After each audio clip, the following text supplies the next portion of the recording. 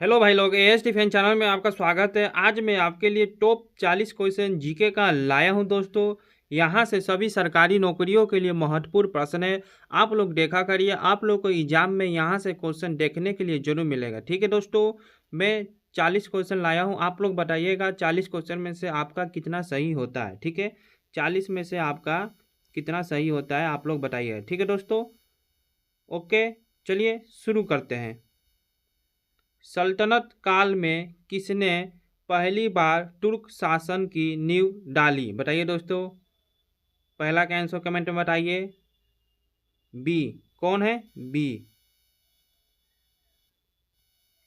कुतुबुद्दीन ऐबक ने डाली थी। ठीक है दोस्तों, चलिए दोस्तों, ये SSC, CHSL, CGL, SSC GD, Delhi police, CPO सभी एग्जाम के लिए मोस्ट इंपॉर्टेंट क्वेश्चन है। मैं सभी किताबों में से क्वेश्चन लाता हूँ, प्रीवियस ईयर क्वेश्चन है। ठीक है दोस्तों, चलिए बताइए दूसरा का आंसर।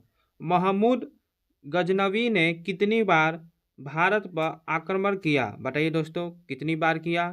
दूसरा का सी, कितनी बार? 17 बार किया था। ओके दोस्तों, कितनी बार? 17 बार, सी नंबर। हर्षवर्धन की राजधानी क्या है? बताइए दोस्तों, हर्षवर्धन की राजधानी क्या है? तीसरा का बी, कन्नौज है। ओके, क्या है? कन्नौज। सिकंदर और पोरस का युद्ध कब हुआ था? बताइए दोस्तों, कब हुआ था? चौथा का 326 ईस्वी में हुआ था। ठीक है दोस्तों, 326 ईस्वी में हुआ था, ईसा पूर्व में। निम्न में से किसने कौटिल्य द्वारा लिखित अर्थशास्त्र का उल्लेख किया? बताइए दोस्तों, पांचवा का आंसर सी, कौन था? चंद्रगुप्त मौर्य। ओके, गुप्त काल का सबसे महान शासक कौन था? बताइए दोस्तों कमेंट में, कौन था? छवा का दोस्तों बी, कौन था? समुद्रगुप्त था। ओके,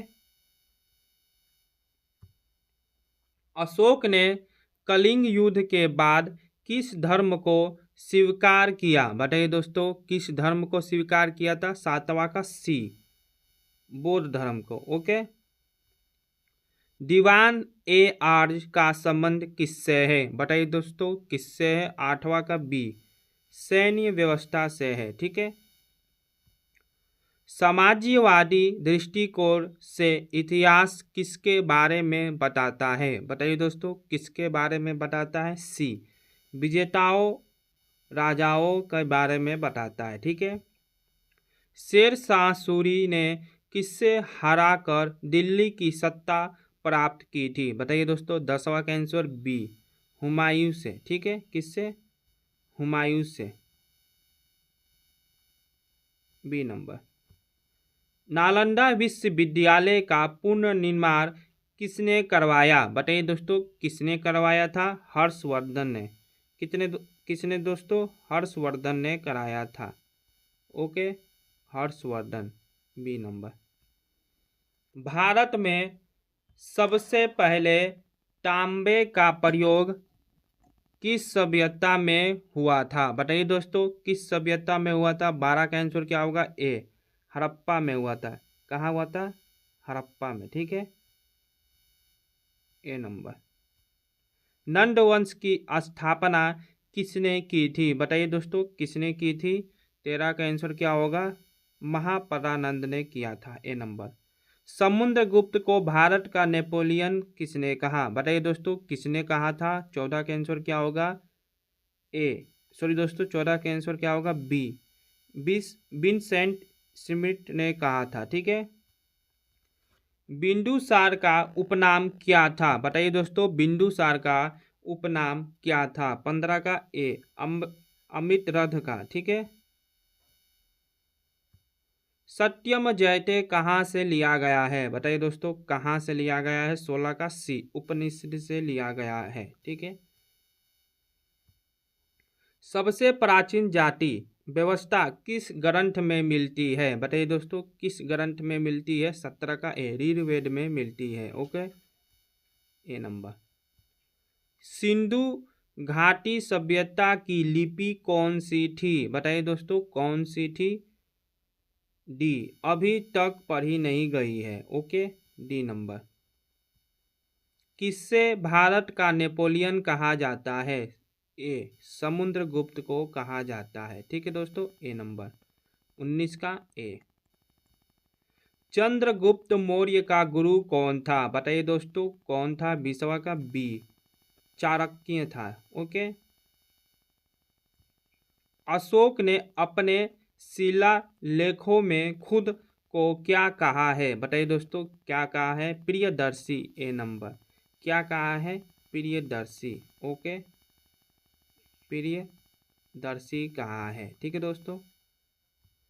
समुद्रगुप्त का शासनकाल मुख्य किसके लिए प्रसिद्ध है? बताइए दोस्तों, किसके लिए प्रसिद्ध है? विजयों के लिए, सी नंबर। ओके। गुप्त काल को किस कारण भारतीय संस्कृति का स्वर्ण युग कहा जाता है? बताइए दोस्तों, 23 का आंसर क्या होगा? ए, कला और साहित्य की उन्नति को कहा जाता है। ठीक है। हर्यक वंश का प्रथम शासक कौन था? बताइए दोस्तों, कौन था? 24 का बी, बिंबिसार था। Okay, Bimbisara, B number. Bharat पर आक्रमण करने वाला यूनानी विजेता कौन था? बताइए दोस्तों, कौन था? 25 का बी, अलेक्जेंडर। ठीक है। नंद वंश का अंतिम शासक कौन था? बताइए दोस्तों, कौन था? 26 का ए, धनानंद था। ओके, धनानंद। भारत में सर्वप्रथम मुद्राएं किस काल में जारी की गई? बताइए दोस्तों, किस काल में जारी की गई थी? 27 का ए, मौर्य काल में। ओके दोस्तों, किस काल में? मौर्य काल में। अशोक के शिलालेख किस लिपि में पाए जाते हैं? बताइए दोस्तों, किस लिपि में पाए जाते हैं? ब्राह्मी। ठीक है, बी नंबर।